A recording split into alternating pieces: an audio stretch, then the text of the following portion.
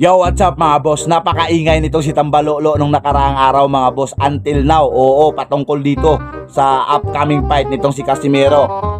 Ang sabi niya mga boss, hulog sa bitag itong si Casimero. Gagapang, papakain kay Saul Sanchez mga boss. Pero ito na, wristback ni Casimero patungkol sa mga sinasabi nitong si Tambalolo mga boss. Yan po ang pagkakasabi. Pero bago ang lahat mga boss, siyempre kung hindi ka pa nakapag-subscribe sa aking YouTube channel, ano pa hinihintay mo?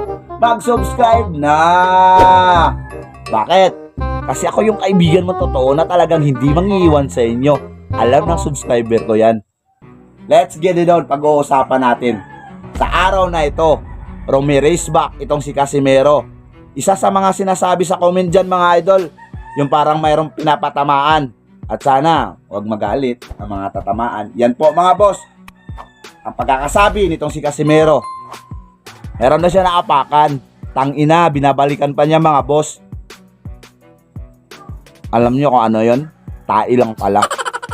Yung parang nag-aatid siya ng isang mga boss, mensahe dito kay Tambalolo mga boss, na lahat ng mga sinasabi mo na ako pa'y pakain, ako po ay para bang gagapang, walang katotohanan yan lahat. Kasi yung para bang tong opponent ko ngayon, tangina, wala to. Oo.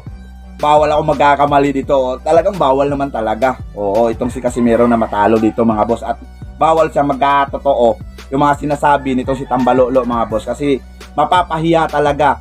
Hindi lang sa mga hitter nitong si Casimero mapapahiya, kundi sa buong nagmamahalang sports ng boxing, sa mga naniniwala sa kanya. Kaya sinasabi niya mga boss dito na wala kang kwenta. O, walang kwenta yung mga sinasabi mo, Silver Boys. Yung ganun yung pagkakasabi niya.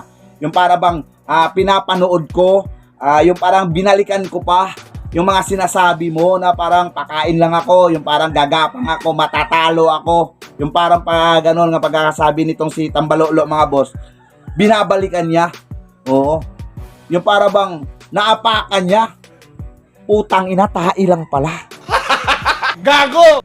Meaning to say mga boss, ito na, Casimero nagbabalik sa kanyang angas mga boss. At saka siyempre, hindi mawawala doon yung mga pinapatamaan. Hindi lang niya sinasabi exactly pangalan mga boss, pero walang ibang tae dito sa social media mga boss. Pag sinabi nating tae, alam na natin kung sino yan. Pag sinabi nating malas, alam na natin kung sino yan. Kaya ito yung mensahe ni Casimero patungkol dito kay Tambalolo na napakaingay nung nakaraan mga boss. Patungkol din sa upcoming fight nitong si Casimero mga boss. Diba? Kaya, yun, ganti ni Casimero, talagang tagos sa puso mga boss. Yun lang. Salamat.